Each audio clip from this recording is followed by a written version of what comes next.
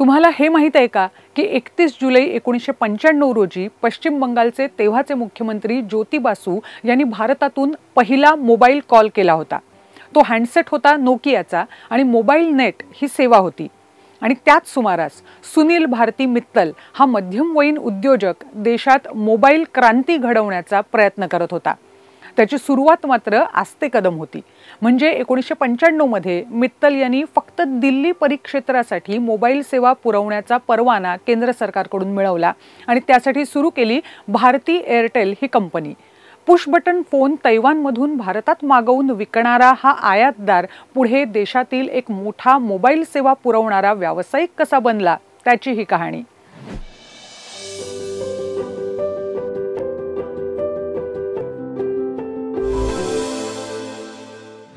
सुनील भारती मित्तल यांचं घराणं उद्योजकांचं नाही तर राजकारण्यांचं होतं। वडील सतपाल मित्तल हे सुनील यांच्या बालपणीच राज्यसभेचे खासदार होते। पण सुनील यांचा सुरुवातीपासून ओढा काही ना काही व्यवसाय करण्याकडे होता। लुधियानात असतानाच त्यांनी आपल्या 2 भावांबरोबर ट्रेडिंगचा व्यवसाय सुरू केला होता। वाहन आणि दूरसंचार या क्षेत्रात सुटे भाग आयात करायचे आणि भारतात कंपन्यांना विकायचे हा त्यांचा उद्योग। त्याच प्रयत्नात 1984 मध्ये त्यांनी तैवानच्या एका कंपनीकडून पुश बटनचे फोन भारतात आयात करण्याचा उपक्रम चालवला। मोबाईल नाही पण टेलिफोनशी त्यांचा संबंध आला तो हा असा। आणि तेव्हापासून या नवीन यंत्राबद्दल त्यांना कुतूहल होतं। एका ठिकाणाहून दुसऱ्या ठिकाणी नेता येणारे फोन त्यांचं लक्ष वेधून घेत होते आणि हळूहळू मोबाईलचा शोध लागल्यावर त्यांना सगळ्यात आधी या फोनचं महत्त्व लक्षात आलं। पण इथे नेहमीच्या आयात निर्यातीच्या व्यवसायाऐवजी त्यांना खुणावलं ते नवीन उद्योगानं। कारण फोन तर बाहेरून मागवता येतील पण त्यासाठी लागणारं नेटवर्क म्हणजे विश्वासार्ह नेटवर्क, कारण केंद्राकडून चालवल्या जाणाऱ्या टेलिफोनमध्ये कॉल गळती ही तेव्हापासूनच होती। तर मग संवाद बंद न करणारं नेटवर्कचं जाळं उभं करणं हे देशातील आव्हान मित्तल यांना लगेच लक्षात आलं। शिवाय कमी दरात मोबाईल सेवा पुरवण्याचं गमकही त्यांना कळलं। आणि मग स्वस्त नेटवर्क हे 2 शब्द कानात घुमवत सुनील भारती मित्तल कामाला लागले। या उद्योगात सुरुवातीची गुंतवणूक खूप मोठी होती, त्यामुळे त्याने लगेच मोठी स्वप्न न बघता सुरुवातीला दिल्ली परिक्षेत्रासाठी मोबाईल सेवा पुरवण्याचा परवाना केंद्राकडे मोबाईल स्पेक्ट्रम लिलावात मागितला। सगळ्या अटी आणि शर्ती पूर्ण करून 1995 मध्ये त्यांना परवानगी मिळाली आणि त्यातून सुरू झाला नवी दिल्लीत भारती एअरटेलचा प्रवास। सुरुवातीला कंपनीचं नाव होतं भारती सेल्युलर सर्व्हिसेस। दूरसंचार सेवेचा वाढणारा आवाका ओळखलेल्या देशातील पहिल्या काही उद्योजकांमध्ये सुनील मित्तल हे एक होते। परवडणारं आणि भरवशाचं नेटवर्क ग्राहकांना द्यायचं असेल तर तंत्रज्ञानाची कास धरायला हवी होती, कारण नवनवीन प्रयोग दूरसंचार क्षेत्रात होत होते।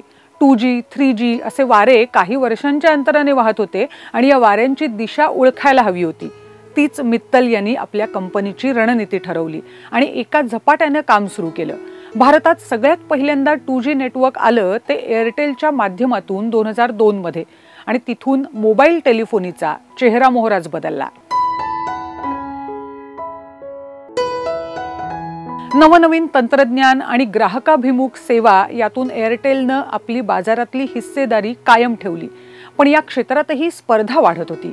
BSNL, MTNL या सरकारी कंपन्या आणि वोडाफोन, आयडिया या जागतिक कंपन्या एअरटेलला गिळायलाच बसल्या होत्या। त्यांच्या जोडीला रिलायन्स समूहानं 2016 मध्ये आपली जिओ ही भारतीय कंपनी या क्षेत्रात स्पर्धेसाठी उतरवली। जिओच्या आगमनानंतर स्पर्धा इतकी विकोपाला गेली की कॉल आणि संदेश मोफत आणि डेटासाठी अतिशय माफक दर असं जीवघेणं युद्ध या कंपन्यांमध्ये सुरू झालं। एकदा कनेक्शन घेतल्यानंतर कॉल मोफत करता येतात म्हटल्यावर जिओवर भारतीय लोकांच्या उड्याच पडल्या। पण भारतीयांना मोफत गोष्टी आवडतात हे ओळखून मोफत सेवांचा भडीमार करणाऱ्या रिलायन्स जिओलाही टक्कर देत एअरटेल कंपनी देशात उभी आहे। या घडीला जिओचे 41 कोटी ग्राहक आहेत तर एअरटेलचे 33 कोटी। फक्त भारतातच नाही तर आफ्रिका आणि आशियातल्या खंडात मिळून 18 देशांमध्ये आपलं नेटवर्क त्यांनी पसरवलंय आणि त्यासाठी वेळोवेळी इतर टेलिकॉम कंपन्यांचं अधिग्रहण करून आपला पसारा वाढवलाय। त्यांनी सुरुवातीच्या काळात केलेले असे अधिग्रहणाचे करार हे एअरटेलच्या यशाचं गमक मानले जातात। ग्राहकांना चांगली सेवा देणं, त्यासाठी चांगल्या तंत्रज्ञानामध्ये गुंतवणूक करणं, 3G, 4G अशा आधुनिक सेवा पुरवण्यात घेतलेली आघाडी, सेवेचा दर्जा सुधारण्यासाठी इतर टेक कंपन्यांबरोबर वेळोवेळी केलेल्या भागीदाऱ्या आणि एअरटेल मनी, D2H, ऑप्टिकल फायबर इंटरनेट अशा सेवांमध्ये केलेला विस्तार हे एअरटेलच्या यशाचं गमक आहे. 1,72,000 कोटी रुपयांचा महसूल असलेली ही कंपनी आता त्यांनी उभी केली आहे. तर हे होतं भारती एअरटेल विषयी. तुम्हाला हा व्हिडिओ कसा वाटला खाली कमेंट बॉक्समध्ये जरूर लिहा आणि अशाच माहितीपूर्ण व्हिडिओसाठी हिंदुस्तान पोस्टचं YouTube चॅनल आणि Facebook पेज सबस्क्राईब करायला विसरू नका.